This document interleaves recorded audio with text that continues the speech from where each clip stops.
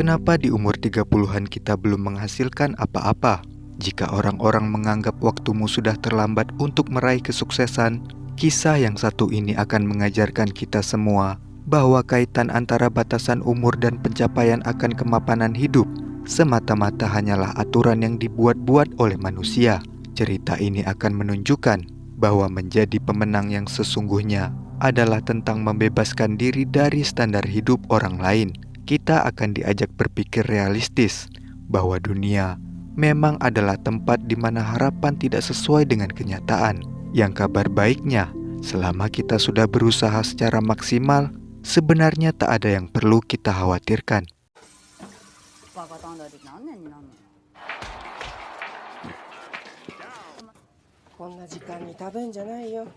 Dia bernama Ichiko.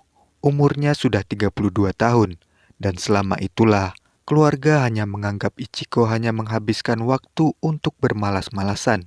Ia hampir sama seperti ayahnya, tak punya energi, dan seperti kehilangan semangat untuk mengejar dunia. Ichiko bahkan tak pernah membantu ibunya yang punya usaha toko bento. Hal tersebutlah yang membuat Fumiko, kakak Ichiko yang kebetulan baru bercerai dan membawa anaknya pulang ke rumah orang tua mereka itu, sangat membenci perangai Ichiko. Keberadaan Ichiko sebagai beban keluarga membuat Fumiko selalu memarahinya. Hingga di suatu hari, rasa jengkel yang berlarut-larut pun akhirnya memicu pertengkaran hebat antara mereka berdua.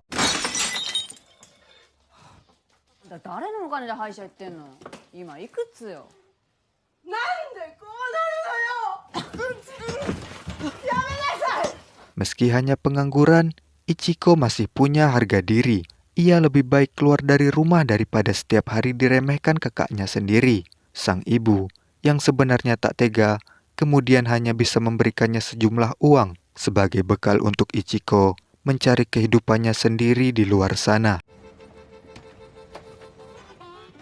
Untung saja uangnya cukup untuk menyewa kontrakan. Ichiko kemudian diterima kerja di sebuah minimarket langganannya, yang mana setiap ia pergi dan pulang dari sana, Ichiko selalu berhenti di depan gym latihan tinju untuk melihat seorang lelaki yang dari dulu menarik perhatiannya.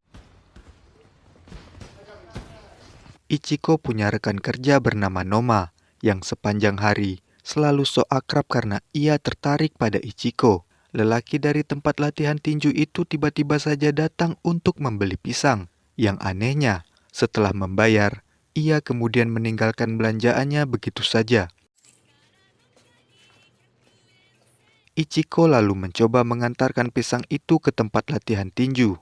Dan si lelaki yang tahu kalau selama ini Ichiko diam-diam memperhatikannya, kemudian mengajak Ichiko untuk jalan berdua di hari libur. Lelaki itu bernama Yuji. Selain pendiam, ia rupanya agak aneh, karena sepanjang hari bersama Ichiko, Yuji hanya terlihat asik sendiri.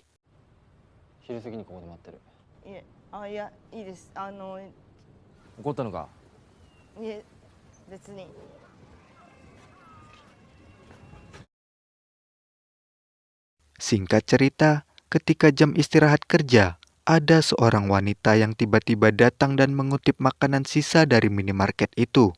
Sang manajer pun mengusirnya, karena ternyata wanita kurang waras itu adalah mantan pegawai di sana yang dipecat karena mencuri. Si manajer toko memberitahu Ichiko bahwa bos melarang memberi makanan sisa kepada wanita tua itu.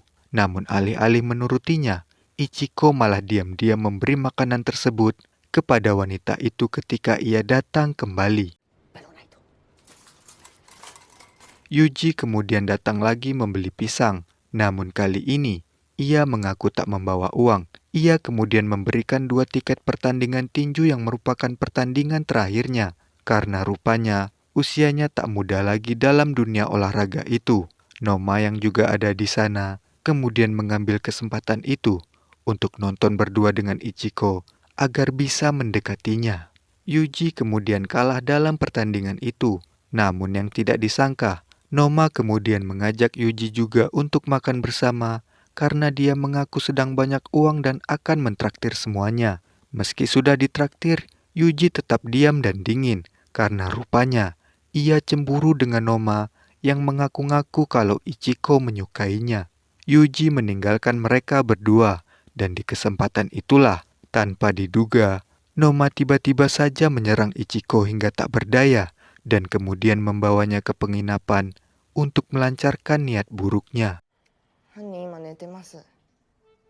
Ichiko kemudian lapor polisi dan belakangan dari si manajer diketahui bahwa beberapa hari yang lalu Noma terpantau menguras uang di laci kasir. Sekarang ia kabur entah kemana. Itulah sebabnya kenapa ia bisa mentraktir Yuji serta Ichiko.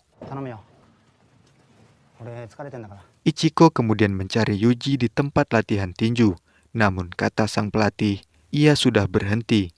Ichiko malah diberi formulir pendaftaran. Karena terlanjur penasaran, Ichiko pun iseng mendaftar untuk sekedar olahraga dan belajar hal baru. Wanita tua itu datang tiap hari dan Ichiko diam-diam selalu memberinya makanan yang dimintanya. Namun tiba-tiba, Yuji muncul di minimarket. Ia muntah-muntah dan kemudian pingsan. Lalu sepulang kerja, Ichiko menemukan Yuji di pinggir jalan. Yang karena kasihan, ia kemudian mengajak Yuji ke kontrakannya. Yuji yang tampaknya sedang ada masalah keuangan, kemudian membuat Ichiko mempersilahkan Yuji untuk tinggal di sana jika ia mau. Sementara itu, Ichiko yang sekarang jadi member gym tinju pun mulai latihan. Mengingat selama ini ia tak pernah olahraga dan latihan fisik, rutinitas baru tersebut tentu tak mudah bagi Ichiko, yang juga harus membagi waktu dengan bekerja. Ia pun kemudian kelelahan, dan akhirnya Ichiko jatuh sakit.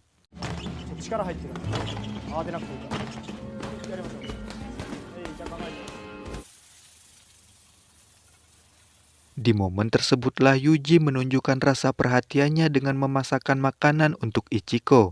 Karena sebelumnya Ichiko hanyalah pengangguran yang kesepian dan selalu dianggap sebagai pecundang yang tak berpenghasilan, Ichiko pun terharu dan semakin baper saat ada seorang lelaki asing yang peduli dan mau merawatnya. Singkat cerita, Yuji dapat pekerjaan baru sebagai penjual tahu keliling. Namun di suatu ketika saat sedang makan malam, entah apa penyebabnya, tiba-tiba Yuji pergi dan meninggalkan Ichiko begitu saja. Yuji tak pernah pulang, dan belakangan diketahui bahwa pria aneh yang punya emosi tak stabil itu rupanya sudah tergoda dengan partner kerjanya sendiri, yang tentu saja hal itu membuat Ichiko cemburu dan sangat kecewa. Ketika di rumah ia dianggap tak berguna, giliran kerja malah dilecehkan oleh partnernya, ditambah kini perasaan cintanya yang tak dianggap, membuat segala amarah yang sudah bertumpuk sekian lama di dada Ichiko, akhirnya ia lampiaskan dengan latihan tinju semakin keras.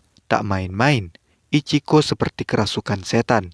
Rasa muak dan jenuh dengan kehidupan sosial yang selalu merendahkannya, ia luapkan dengan membakar otot dan latihan fisik. Seiring waktu, Ichiko bukan lagi seperti yang kita kenal di awal. Tubuhnya semakin bugar, tinjuannya semakin luar biasa. Tak puas hanya latihan, Ichiko minta kepada pelatih agar ia bisa debut pertandingan sebagai petinju kelas C. Meski usianya sudah di ambang batas persyaratan untuk debut di ring tinju, dan pelatih juga sudah memperingatkan bahwa pertandingan itu tak semudah yang dibayangkan, namun Ichiko tak peduli. Lapisan emosi yang sudah terpendam lama karena kegagalan dalam segala aspek kehidupannya selama ini telah menjadi bahan bakar Ichiko untuk merilis seluruh kemarahannya di atas ring.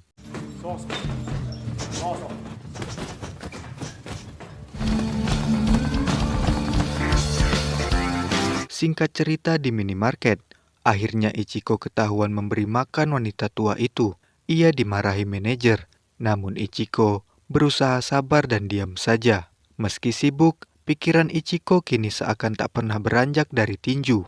Ia berlatih dimanapun, dan hasilnya, Ichiko akhirnya lolos uji seleksi untuk debut pertandingan tinju kelas C. Meski begitu, pertandingan tersebut tidaklah gratis. Ia pun mulai pusing karena tak mau latihan kerasnya selama ini berujung sia-sia. Tapi di tengah kegalauan tersebut, si manajer di tempat kerja malah semakin cerewet, yang membuat Ichiko tak bisa mengendalikan rasa kesalnya dan mengakibatkan ia akhirnya dipecat.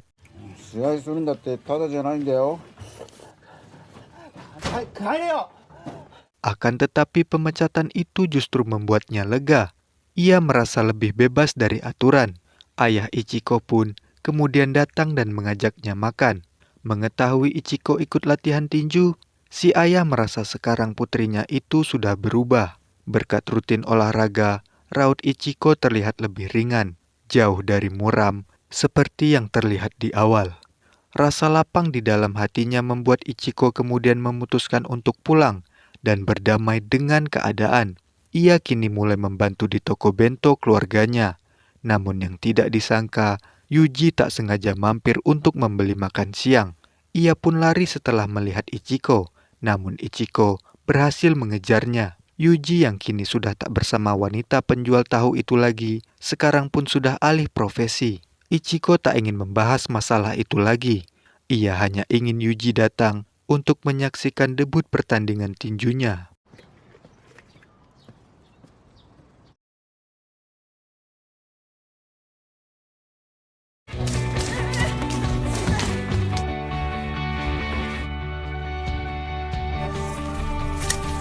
Hari yang dinanti pun akhirnya tiba. Seluruh anggota keluarga datang untuk menyaksikan pertandingan Ichiko di ring tinju. Lawan Ichiko ternyata petinju pro kelas C. Meski Ichiko tak gentar dan sangat percaya diri, akan tetapi tetap saja lawan Ichiko itu jauh lebih berpengalaman dan Ichiko harus ingat kata-kata pelatih bahwa pertandingan tinju tak semudah yang dibayangkan. Dan benar saja, ketika ronde pertama dimulai, Ichiko terlihat kewalahan. Ia kesulitan mengatur tempo serangan yang akhirnya menyebabkan Ichiko kalah ronde demi ronde. Segala teknik yang sudah ia pelajari seolah hilang begitu saja. Tenaganya terkuras lebih cepat dan kerja kerasnya selama ini seolah tak ada gunanya di atas ring sungguhan. Fisik Ichiko sudah tak mampu. Meski ia memaksakan untuk bangkit, namun sayangnya semua orang pun sadar bahwa Ichiko tak mungkin bisa melawan. Hingga akhirnya wasit kemudian menyatakan bahwa Ichiko kalah.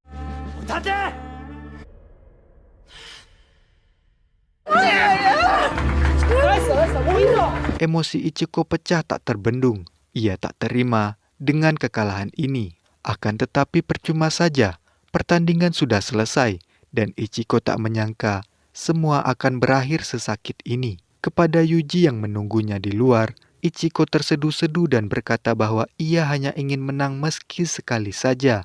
Ia sangat kecewa dengan kenyataan. Akan tetapi, satu hal yang Ichiko tidak sadari, bahwa sebenarnya ia sudah berhasil menang melawan dirinya sendiri.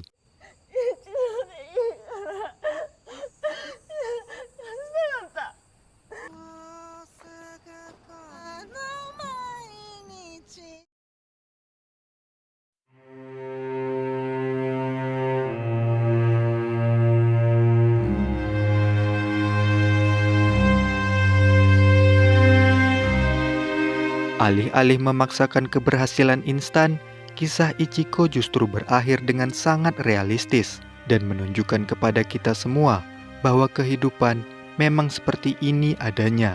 Salah besar jika kita mencari keadilan yang nyata di dunia ini. Salah besar jika kita bergantung dan mengharapkan hasil sempurna sesuai dengan usaha yang kita perjuangkan. Karena dunia ini isinya adalah misteri. Dunia ini adalah berkah dan musibah yang tak satu pun manusia bisa menerkanya. Orang-orang berusia 30-an seperti Ichiko pada dasarnya adalah orang-orang yang sudah kenyang dengan kegagalan hidup. Perilaku pasif Ichiko di dalam rumah sebenarnya adalah bentuk perlawanan atas standar masyarakat yang mengekang dirinya. Standar masyarakat yang mengharuskan menikah umur sekian dan punya rumah di umur sekian. Ichiko hidup dalam kebencian terhadap standar-standar itu. Namun ia kebingungan untuk melepaskan diri dari aturan-aturan tersebut yang ironisnya sudah terlanjur diimani oleh semua orang. Untungnya semesta sangat menyayangi Ichiko. Ia dipaksa keluar rumah dan hidup sendiri. Ia struggle, dimanfaatkan teman kerjanya, dan dihianati cintanya agar semua emosi itu terkumpul untuk ia lampiaskan di tempat latihan tinju. Olahraga tersebut hadir dalam hidupnya semata-mata hanya sebagai katarsis, semata-mata hanya sebagai ruang untuk Ichiko merilis tumpukan dendam dalam batinnya terhadap dunia yang menyebalkan selama ini, agar tidak meledak dan mengenai keluarganya sendiri di dalam rumah. Pengalaman Ichiko selama tinggal sendiri adalah perjalanan untuk mengobati batinnya, perjalanan yang diperlukan untuk ia melepaskan pikirannya dari standar masyarakat yang menyumbat aliran kehidupannya. Kemenangan Ichiko yang sesungguhnya bukanlah tentang pengakuan di atas ring tinju. Kemenangan sesungguhnya justru sudah Ichiko dapatkan sejak ia memutuskan untuk berhenti overthinking dan berani menghadapi realita yang tidak sesuai dengan harapan. Jika di umur 30-an kamu belum menghasilkan apa-apa, berhentilah untuk peduli dengan standar hidup orang lain yang justru semakin menyulitkan. Kemenangan adalah tentang kemampuan kita untuk menerima diri kita sendiri. Kemenangan adalah tentang kemampuan untuk membebaskan diri sendiri dari idealisme orang lain. Setiap orang punya buku ceritanya masing-masing, maka tulislah kisahmu sendiri, standarmu sendiri, dan kebahagiaanmu sendiri. Berusahalah untuk mewujudkannya satu persatu, dan jangan pernah berpikir waktumu sudah terlambat, karena waktu terkadang hanya menciptakan ilusi tentang batasan, sementara kita semua tahu bahwa rezeki yang dimiliki Tuhan tidak ada batasnya sama sekali. Terima kasih karena sudah menonton. Subscribe, like, dan dukung perkembangan channel ini lewat link yang tersedia di deskripsi.